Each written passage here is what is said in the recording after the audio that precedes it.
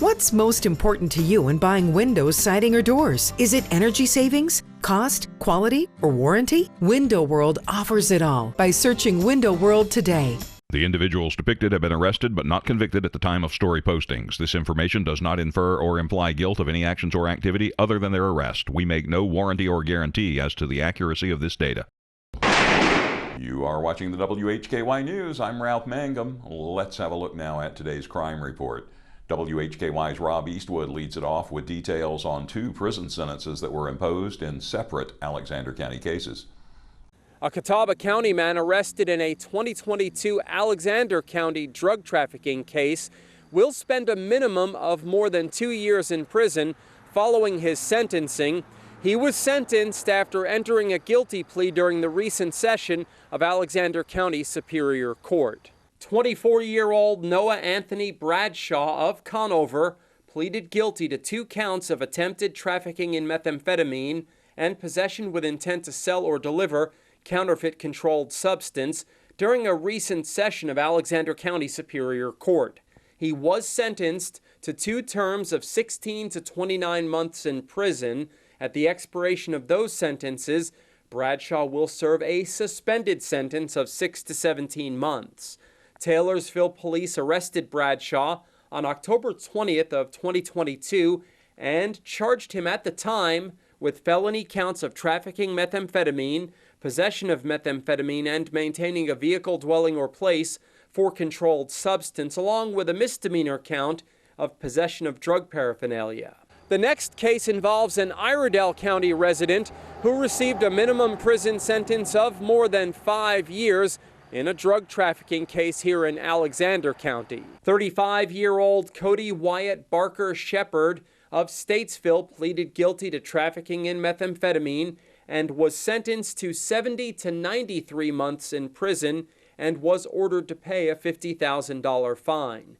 Shepard was placed in the Alexander County Detention Center on January 24th of this year. He was initially charged with felony counts of trafficking methamphetamine and possession with intent to manufacture, sell, or deliver methamphetamine, along with possession of drug paraphernalia and resisting a public officer.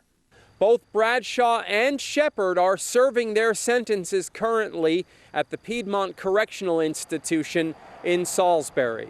Reporting from Alexander County, I'm Rob Eastwood, WHKY News. Thank you, Rob. Arianna Mack is next with 3 Caldwell County arrests, starting off with a suspect jailed under a substantial bond amount. A Lenoir man was arrested for fleeing to elude arrest and robbery. 49-year-old Gary Lawson Greer of Blue Creek Road in Lenoir was arrested on Tuesday by Caldwell County Sheriff's officers. He was charged with felony counts of fleeing to elude arrest with a motor vehicle, common law robbery, and breaking and entering. He was also charged with misdemeanor assault on a government official and given a custody release. Greer was jailed in the Caldwell County Detention Center under $800,000 secured bond. A man is charged with defrauding an alcohol or drug screening. 41-year-old James Dale Binge of Bradford Street in Lenoir was arrested on Tuesday by probation and parole officers. He was charged with 1 felony count, defrauding a drug or alcohol screening. Binge was jailed under $20,000 secured bond in the Caldwell County Detention Center. He is scheduled to appear in district court on September 11th. And a Lenoir man arrested by Caldwell County Sheriff's officers for a light violation. 18-year-old Fernando Isalio Bada of Poplar Street in Lenoir was arrested on Monday by Caldwell County Sheriff's officers. He was charged with felony blue light, causing a stopper yield. Bada was jailed under $2,500 secured bond in the Caldwell County Detention Center. A district court appearance was scheduled for October 23rd. I'm Arianna Mack for WHKY. Thank you, Arianna. 73-year-old Ross Allen Berryman, who is listed as a homeless person from Statesville, has been arrested by IREDELL County Sheriff's officers for misdemeanor resisting, delaying, or obstructing a public officer. He was also served with outstanding felony warrants for failure to report a new address as a registered sex offender and failure to register as a sex offender. Detectives had been actively pursuing information regarding Berryman's whereabouts when they received a tip that Berryman might be hiding in an abandoned house on South Meeting Street. Detectives arrived, spotted Berryman through a window, and instructed him to come to the front door. Moments later, Berryman exited through a back door and fled on foot into the woods. A foot pursuit ensued, during which a detective repeatedly ordered Berryman to stop. When the suspect continued to run, a taser was deployed and Berryman was taken into custody. Iredell County Emergency Medical Services was called to the scene to check Berryman for any injuries connected with the use of the taser. Berryman was then transported to the Iredell County Detention Center, where he was given a $100,000 secured bond. Due to additional medical concerns, Berryman was transported to Iredell Memorial Hospital for further evaluation. After receiving medical clearance, he was returned to the detention center. He'll appear in district court on September 18th. Berryman has a criminal history that includes second-degree rape, first-degree burglary, robbery with a firearm, felony sex offender on a child premises, and misdemeanor littering. And 35-year-old Stephen Kyle South of Hill Haven Circle in Morganton has been arrested by Burke County Sheriff's officers on felony counts of second-degree sexual exploitation of a minor, failure to register as a sex offender, and possession of methamphetamine.